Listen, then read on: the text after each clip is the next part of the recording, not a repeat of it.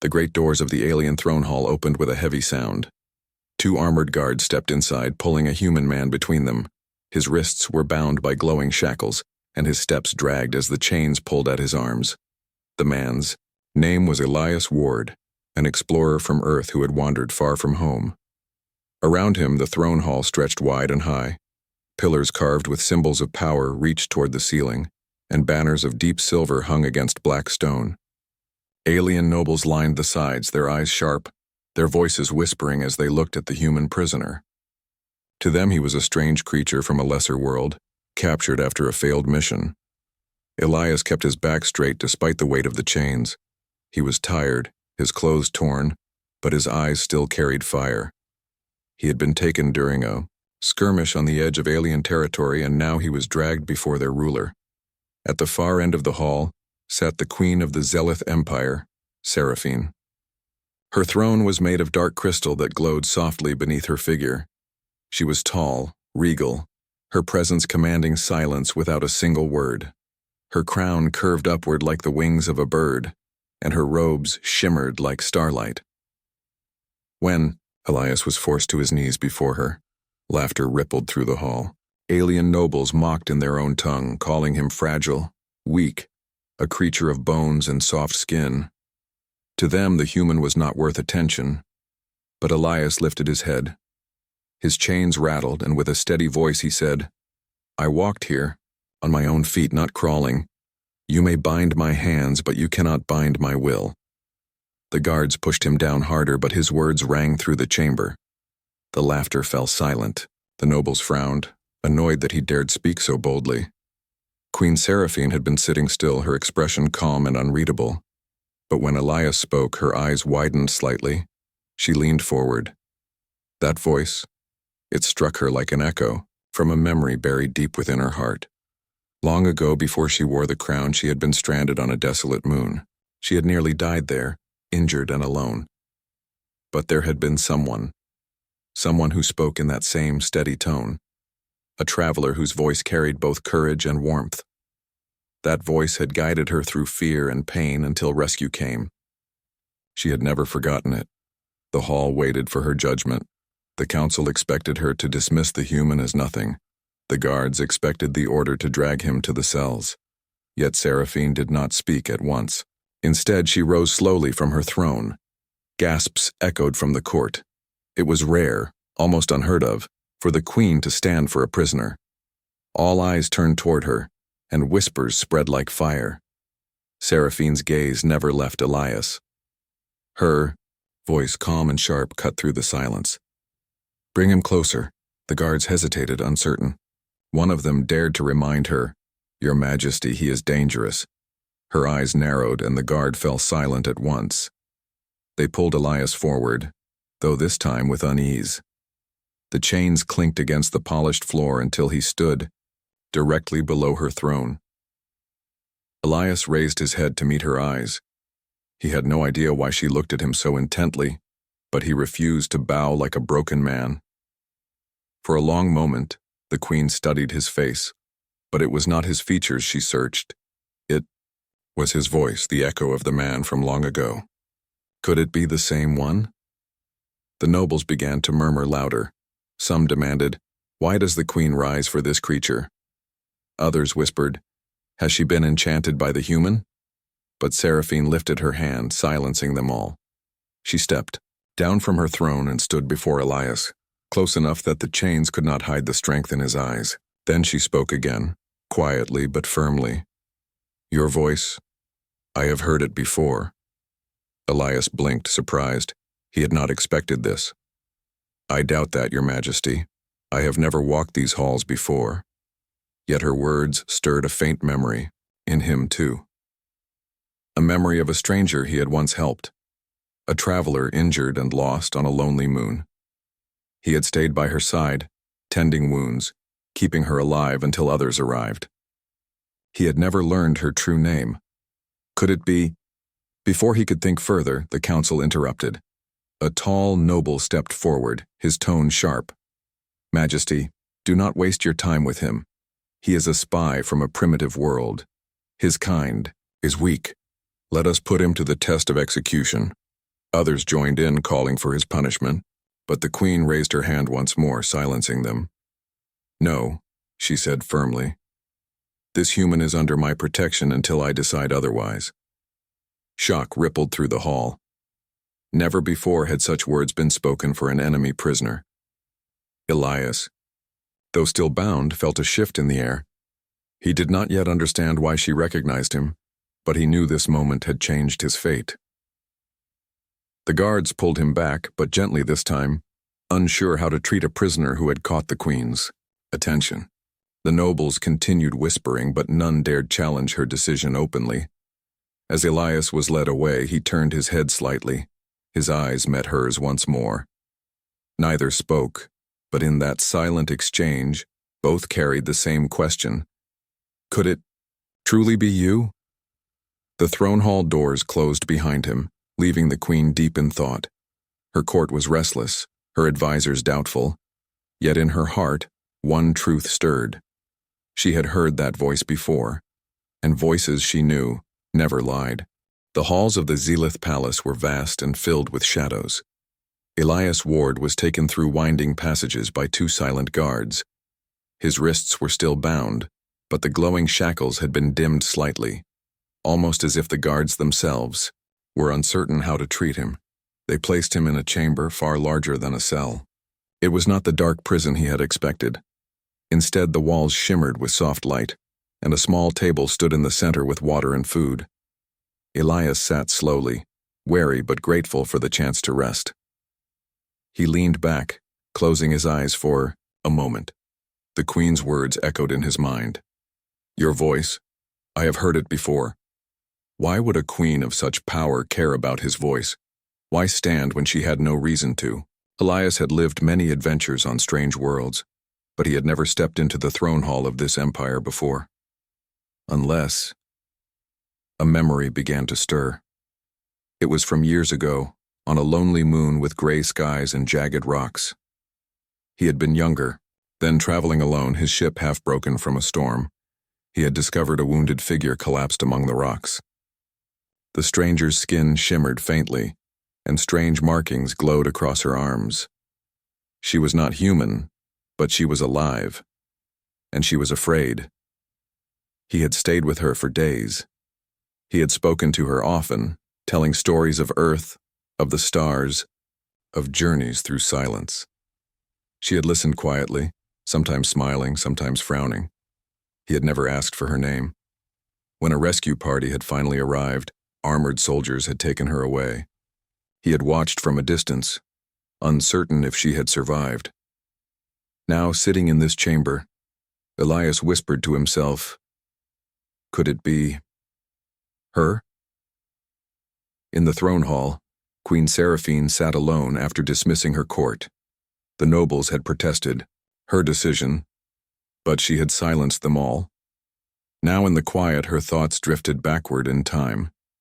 She remembered the cold air of that desolate moon. She remembered falling, her body wounded, her hope fading. And then, she remembered the voice. A voice that had told her she would live. A voice that had kept speaking even when she felt too weak to answer. A voice that refused to leave her side. She had never forgotten it even after rising to power. She had searched for that memory many times, wondering if it had been real. And now today in her own throne hall she had heard it again. The same voice, older perhaps, but still carrying the same fire. Seraphine stood and walked toward her private chamber. She summoned her most trusted attendant. "Bring the human to me, alone. No guards." The attendant bowed deeply, shocked, but obedient. Moments later, Elias was brought into a smaller chamber filled with soft light and the scent of flowers. Unlike the grand throne hall, this room felt warmer, more human somehow. The guards left, closing the doors behind him. Elias stood with his chains still around his wrists. He looked across the chamber and saw Queen Seraphine waiting by the tall window. Stars shone beyond the glass. The galaxy spread wide and endless. She turned slowly, her eyes meeting his. For a moment, neither spoke. Then she said softly, "It is you." Elias frowned. I don't understand. You were there, Seraphine continued.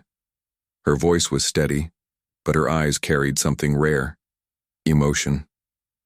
On the moon of Draven's rift I was injured, alone, you kept me alive. Elias' breath caught. The pieces fell into place. You, he whispered. You were the one I found. The stranger I helped. That was you? She nodded. I was not yet queen. I was only a daughter of the throne, hidden from many, sent on a mission that failed. When my guards fell, I was left behind. I should have died there, but you... Her voice softened. You stayed with me. You spoke to me when I could not move. You gave me strength. Elias felt a strange warmth in his chest. He had never forgotten those days either. He remembered her eyes, the way they had followed him even when she had been too weak to speak. He remembered the silence between them, broken only by his stories. I didn't even know your name, Elias said quietly. Seraphine, she answered, and I never knew yours. Elias, he replied. For the first time since he had seen her on the throne, she allowed herself a small smile. But their reunion was not free of shadows. You should not be here, Seraphine said at last. The council sees you as nothing but a threat. They do not understand your kind. If they knew the truth, that I owe my life to you, they would turn their anger even more against us both. Elias gave a tired laugh. I seem to have a talent for being in the wrong place at the wrong time. She studied him carefully. Despite his torn clothes and the heavy chains, there was no fear in his eyes. That same spirit she had once seen in him still burned. You spoke boldly in my hall, she said. That was unwise. I don't know how to stay silent, Elias admitted. Even in chains I still have my voice, and sometimes a voice is enough. Her eyes lingered on him, remembering those same words from years ago. The conversation stretched into the night. Elias told her of his journeys since they last met, the worlds he had walked, the dangers he had faced, the mistakes he had made. He spoke simply, without pride, as if each story was just another step on his long road. Seraphine listened, asking questions, her usual cold mask slipping away. She found herself speaking as well, of the crown, of the endless duties, of the loneliness hidden beneath power. By the time silence returned, the stars outside had shifted. You are still in danger, Seraphine said at last. The council will not rest until they see you gone. I can shield you for now, but not forever. Elias straightened, the chains clinking. Then I will stand as I always have, with or without freedom. The queen looked at him, her heart stirred by the same voice that once gave her hope. She knew the days ahead would be difficult, but in that moment she made a silent vow. She would not let him be destroyed by the council's fear. For the second time in her life, his voice had given her strength, and for the first time in many years, she felt she was not alone. That night, as Elias was returned to his chamber, whispers spread through the palace. The queen had spoken privately with the human. No one knew what words had passed between them, but unease grew in the halls of power. In the shadows, not everyone was pleased. Some nobles already planned to use this strange connection as a weapon against her. But for Elias and Seraphine, the past had returned, and with it the beginning of something that could change the empire forever.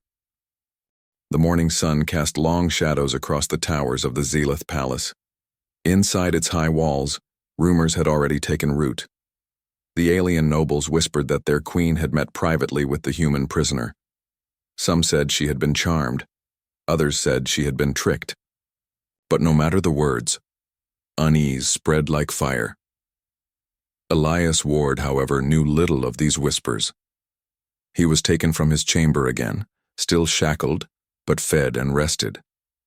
His guards escorted him back into the grand hall where the queen sat, once more on her throne. This time, the chamber was crowded. The nobles had gathered, eager to see what would become of the human. As Elias was forced to kneel, a noble stepped forward. His robes were heavy with jewels, his voice sharp. Majesty, this creature is dangerous. He should not remain here another day. He must be executed before he causes harm. Others joined the call. Yes, he is a spy. He is beneath us. He is nothing. Elias listened, his jaw tightening. He did not understand their language fully, but he could read their faces well enough. Their eyes were filled with disdain. Queen Seraphine raised her hand. He will not be executed. The chamber fell silent again. She looked down at Elias. You will dine in this hall tonight. Before my council, you will speak for yourself. The nobles gasped. To invite a human to the queen's table was unthinkable, but her command could not be challenged. That evening, the hall was filled with light. Long tables stretched beneath banners of silver and black. Strange foods shimmered on golden plates, meats from alien beasts, fruits glowing softly, and drinks that sparkled like liquid gems. Elias was seated at the far end of the table, his chains still in place, but a plate set before him. The nobles stared with disgust, as if the very sight of him at their feast was an insult. One noble sneered, speaking in the common tongue so he would understand. Tell us, human, how does it feel to sit among those greater than you? Elias glanced around the table, then lifted his cup of water.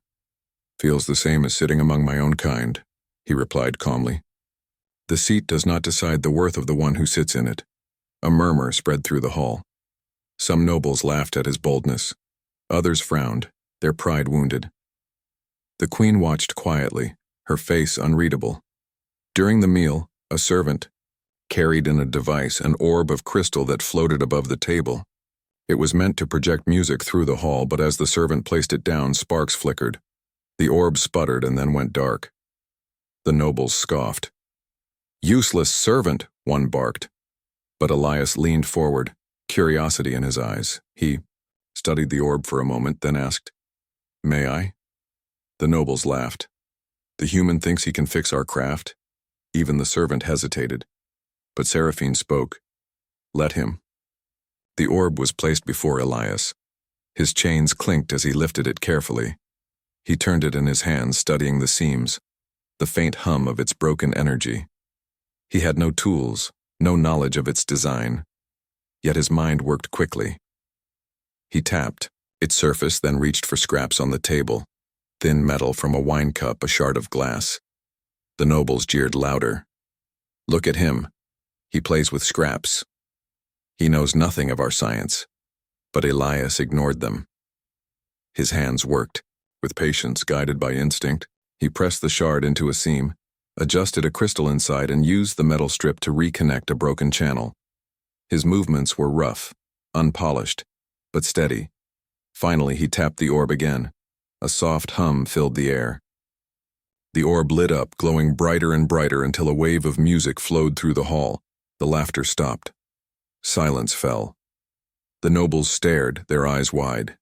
What they thought impossible, the human had done, with nothing but scraps and stubborn will. Elias placed the orb back on the table, his expression calm. Not perfect, he said, but it works. For a long moment, no one spoke. Then Seraphine rose slowly from her seat. Her voice carried strength. You see? Fragile, though he may seem, the human is not without value. The nobles shifted uneasily. Some lowered their eyes. Others clenched their jaws, unwilling to admit what they had witnessed. Elias sat back, his chains still heavy, but his spirit unbroken. Later that night, after the hall had emptied, Seraphine met Elias again in private. You embarrassed them, she said with a faint smile. And you impressed them too. They will not admit it, but they saw what I already know. Your kind carries strength that cannot be measured by muscle or power. Elias shrugged. I just fixed a broken toy. No, she replied firmly. You showed them what humans are. Resourceful, unyielding, able to see possibility where others see failure. Her words carried weight, but Elias shook his head. They'll still hate me tomorrow. Perhaps, Seraphine admitted, but they will remember tonight, and that is enough. Yet beyond the queen's chambers, whispers grew louder. In hidden corners of the palace, a group of nobles gathered. They spoke in low voices, their faces hard. "The queen's mind is clouded," one hissed. "She favors the human," another spat. "If she continues, the empire itself will weaken. We must act." Their eyes glimmered with ambition. Plans began to form.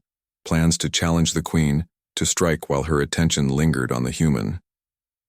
Back in his chamber, Elias sat by the dim light of a wall lamp. He thought of the feast, of the orb he had repaired, of the stares of those who hated him. He also thought of Seraphine's words. "Your kind carries strength." It had been long since anyone had spoken of humanity that way. Out among the stars, humans were often seen as small, fragile, unimportant. Yet here, in the heart of an alien empire, his voice and his hands had shifted the air, if only a little. He closed his eyes and allowed himself a rare smile. Perhaps being shackled did not mean being powerless. And perhaps, just perhaps, the queen's recognition of his voice was more than a memory. It might be the beginning of something greater, something that would test them both in the days to come. Outside his chamber, the palace grew restless. The council whispered, the nobles plotted, and in the shadows, unseen enemies prepared to move. The human had shown his worth, but in doing so, he had painted a target on his back. The night was quiet, but danger had already begun to stir. The Zealoth Palace, which had seemed so calm and grand, was now a place of whispers and shadowed glances. The nobles who opposed Queen Seraphine's favor toward the human prisoner, Elias Ward, met in secret rooms. They spoke quickly, their words harsh and full of anger. "The queen is blinded," one said. "She puts her trust in a human, a creature of bones and fragile flesh." Another noble, taller and with sharp eyes, added, "We cannot wait. If she continues to protect him, it will weaken her authority. We must act before the entire court sees our strength falter." Plans were whispered of a coup, an attempt to remove the queen from her throne. Their strategy was careful and cruel. They would strike when her guard was down, using the human as bait. Elias, unaware of the plotting, spent the day in the quiet of his chamber. Though still shackled, he had been allowed more freedom than before. Seraphine's recognition of him had given him privileges no other prisoner could hope to receive. He wandered near the window, looking out at the stars, thinking of the distant moon where he had once saved her. The memory of her young face on that lonely moon came back to him. He had thought of her often over the years, never knowing if she had survived. And now, here she was, standing as queen, yet remembering him. His chains clinked softly as he shifted his weight. Though he had never been a warrior, he knew how to observe. He sensed that the palace, though quiet on the surface, was not entirely safe. Some guards eyed him differently now, suspicious and calculating. Elias ran a hand along the chain. "I will not be caught unaware," he muttered. That evening, Queen Seraphine summoned him again. This time, it was not a simple private talk. She had chosen to show him something important. "You have proven your worth," she said. "But the Empire has enemies. Not all wish for peace or understanding." Elias tilted his head. "Enemies?" "The Council," she explained. "Some of them do not believe humans should be trusted. They believe you are a spy or a threat, and they are plotting." Elias frowned. "What kind of plot?" She did not answer immediately. She walked to a large map of the palace spread across a table. Tiny lights marked the positions of guards and chambers. She traced a route with her hand, showing hidden passages and secret corridors. "They plan to strike tonight," she said. "They hope to capture or kill me while you are near. They do not know that I know, but you must be ready." Elias looked down at his chains. "I am still bound. How can I help?" Seraphine studied him carefully. Sometimes courage does not need freedom. Sometimes it only needs quick thinking. As night fell, the palace seemed calm. The guards walked, their usual paths, the corridors dimly lit by soft crystal lamps. But in hidden corners, the conspirators moved like shadows, their eyes glinting with ambition. Elias sat quietly in his chamber, chains heavy on his wrists. He remembered the old ways of humans: signals, small tricks, and careful observation. If danger came, he could warn the queen. A moment later, a guard entered carrying a small tray. "Your meal," he said, not noticing Elias's eyes following him closely. When the door closed, Elias whispered under his breath, "I have to find a way." He began to test the chains, feeling the weight, the strength, and the weak links. Slowly, he worked quietly, using small movements to loosen the metal. It was careful work, done with patience, for one wrong move could alert the guards. Meanwhile, in the main hall, the conspirators began their move. They signaled each other silently, preparing to converge near the queen's chamber. Their plan was precise. Take her by surprise, eliminate any obstacles, and remove Elias as a witness. But Elias had already noticed something unusual. A guard whose eyes flicked toward the wrong corridor. A movement too quick, a shadow too large. He realized the plan before it fully unfolded. When the first conspirator arrived at the chamber, Elias had already prepared a small signal system. He used the reflective surface of his chains to catch the moonlight, sending flashes down the corridor. It was a simple code, but enough to alert the queen. Seraphine, observing the flashes, understood immediately. "He is ready," she whispered. The first strike came suddenly. A group of armed nobles rushed the chamber door. Guards loyal to the queen met them in the corridor, and a tense struggle began. Cries echoed through the stone halls. Elias, still, chained, acted quickly. He pushed a heavy table across the entrance, slowing the attackers. He then grabbed small objects from the floor, metal scraps, a lamp, and hurled them to create distractions. Each move was simple, unrefined, but effective. The queen appeared beside him, her presence strong and commanding. She moved with skill, guiding the loyal guards, deflecting the attackers, and protecting Elias. Together, human and queen worked in tandem. Though he was still shackled, Elias used his quick thinking to anticipate movements, block paths, and signal her when danger approached. The hall filled with confusion and shouts. The conspirators had expected an easy victory. Instead, they were caught off guard. One noble, furious at the resistance, lunged toward Elias, thinking him defenseless. In that moment, Elias used the chains cleverly. He swung them to entangle, the attacker's feet causing him to stumble. Others rushed to assist, but the disruption had bought enough time for loyal guards to arrive. Seraphine's voice rang out, sharp and commanding. "Seize them. Leave none to escape." The conspirators were quickly subdued, their plan collapsing. Some were captured, others fled in confusion. The queen had survived, her throne intact, and Elias, though still bound, had played a critical role in the defense. When the hall finally fell silent, only the sounds of breathing and distant footsteps remained. Later, in the quiet of her chamber, Seraphine finally addressed Elias directly. "You were extraordinary," she said. "Even in chains, you acted with courage and cleverness. You saved more than my life tonight. You preserved the order of the empire." Elias shook his head, still catching his breath. "I just reacted. I saw the danger and tried to do something. Anyone would have tried." "No," Seraphine insisted. "Not anyone would have seen what you saw, nor acted with the intelligence and calm you displayed. That is what sets humans apart." For the first time, Elias felt the weight of her words. He had always thought humans were fragile in the eyes of the universe, overlooked by powerful beings. But here, the queen acknowledged their unique strength, their creativity, courage, and spirit. "You have earned more than recognition," she continued. "You have earned my trust." Elias finally allowed a small smile. The chains were still there, the danger not fully gone, but he knew one thing. In the eyes of this powerful queen, he mattered. Outside, the palace slowly returned to a sense of calm. The conspirators had been dealt with, though whispers still lingered in the shadows.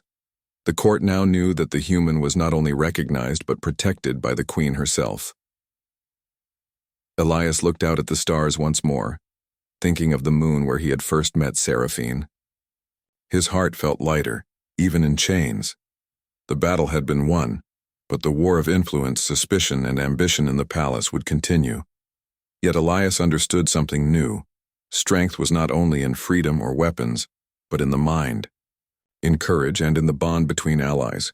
And tonight that bond between human and queen had saved a throne. The morning sun spread golden light across the towers of the Zelith Palace. Though the halls were quiet, a tension still lingered in the air. The events of the previous night, the failed coup, the attack on the queen, the humans' clever actions, had left ripples through the empire. Whispers filled every corridor. Some spoke of the queen's judgment, others of the strange courage of the human who had saved her. Elias Ward sat in his chamber, chains removed for the first time. His wrists felt light, free of the metal that had bound him for so long. The quiet of the room allowed him a moment to reflect on the journey that had brought him here, from a lost explorer on a distant moon to the center of an alien empire's court. He thought of Seraphine, the queen who had recognized him, who had once been a stranger and now a powerful ruler. His mind wandered back to the night they had faced danger together. Though he had acted with instinct and courage, it was her strength and guidance that had made victory possible. Seraphine, in her private chambers, dressed in her ceremonial robes, looked out over the city. The palace gleamed beneath the morning light. Her advisors had convened in the council hall, some still muttering their discontent, others silent, watching her carefully. The queen's mind, however, was focused on something more important than politics or whispers. It was on Elias. She remembered the small human who had crossed paths with her long ago, whose voice had stayed with her through the years. Now, he was no longer just a memory. He was here, beside her, and he had proven his worth. She sent a message, "Bring Elias to the council." The human entered the council hall, no longer shackled, his steps steady. The nobles stared, their expressions a mixture of anger, surprise, and caution. They had expected a prisoner to cower, to remain silent, to be powerless. Instead, they saw a man confident and calm. "Today," Seraphine began, her voice strong and unwavering, "we speak not of titles or bloodlines, but of strength and value. This human has shown courage, creativity, and quick thinking, qualities our empire cannot ignore. He acted when others hesitated, and for that, he has my trust." A murmur rose among the council. Some whispered their dissent, but most fell silent, realizing that the queen's word was law. Elias stepped forward, his voice calm but clear. "I did not act alone," he said. "The queen guided and protected. Her wisdom allowed success. I only did what I could to help." Seraphine smiled, slightly. "Humility is another strength," she said, "but the courage to act is also important. The human spirit is one that adapts, learns, and perseveres. These qualities are worth recognizing, even in the heart of an empire." The council looked uneasy. They had always believed strength meant physical power or control over armies. But here, the queen was redefining strength, highlighting intelligence, courage, and the will to act. Elias's hands, once shackled, now rested calmly at his sides. He realized that in saving the queen, he had also changed the way the empire saw humans. The queen turned to her advisors. "From this day forward, humans are to be considered allies, not enemies. Their abilities are different, yes, but their value is undeniable. Let this council remember that the voice of one human, the courage of one individual, can change the course of events, even in a great empire." Some nobles bowed, others scowled, but all understood that the decision was final. Seraphine's authority was unchallenged. Elias felt a strange pride, not for himself alone, but for all humans. For generations they had been underestimated, overlooked, considered weak in a universe of powerful civilizations.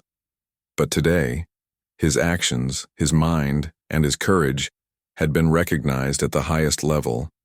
He had shown that humans were more than they appeared, resilient, resourceful, and unyielding in spirit. Later, the queen led Elias to the balcony overlooking the palace gardens. The sky stretched wide, the stars fading as the morning brightened. Birds of alien color flitted between the trees, their songs filling the air. Seraphine spoke softly. "You have returned a gift I thought lost long ago. Not only did you save me, but you reminded me of hope, of trust, and of courage. You have my gratitude, Elias Ward." Elias looked at her, memories of the distant moon flooding his mind. "I never expected to meet you again," he said, "and I certainly never imagined I would stand here recognized by a queen." She smiled. "And yet here you are. Your voice and your actions have changed a throne. Never doubt your worth, human. You carry more strength than most ever realize." For the first time in a long while, Elias felt truly seen, not as a prisoner, not as a weak human, but as someone capable of shaping the destiny of an empire. The palace slowly returned to its normal rhythm. Loyal guards resumed their duties. Courtiers whispered quietly in the halls, and the conspirators were either imprisoned or fled to distant lands. Elias, now free and trusted, was allowed to explore parts of the palace previously forbidden.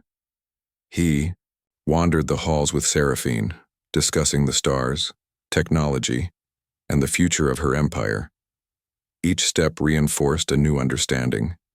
Humans and aliens, working together, could accomplish far more than either alone. He had once walked into the palace shackled, expected to be powerless and ignored. Now he walked freely, respected and valued. The contrast was not lost on him.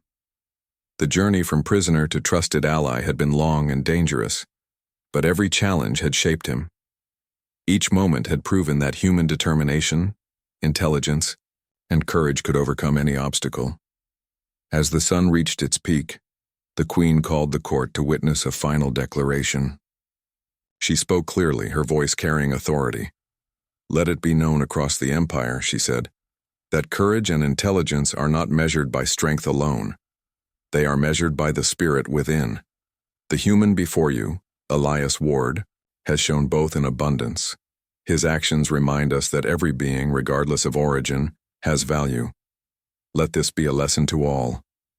The nobles listened in silence. Some nodded, others begrudgingly accepted the words. But the message was clear. Humans were no longer outsiders. Elias stood quietly, letting the words sink in. He thought of Earth, his home, and the people he had left behind. He felt proud not only for himself but for all who shared his kind. Through courage, wit, and determination, he had reshaped an empire's view of humanity.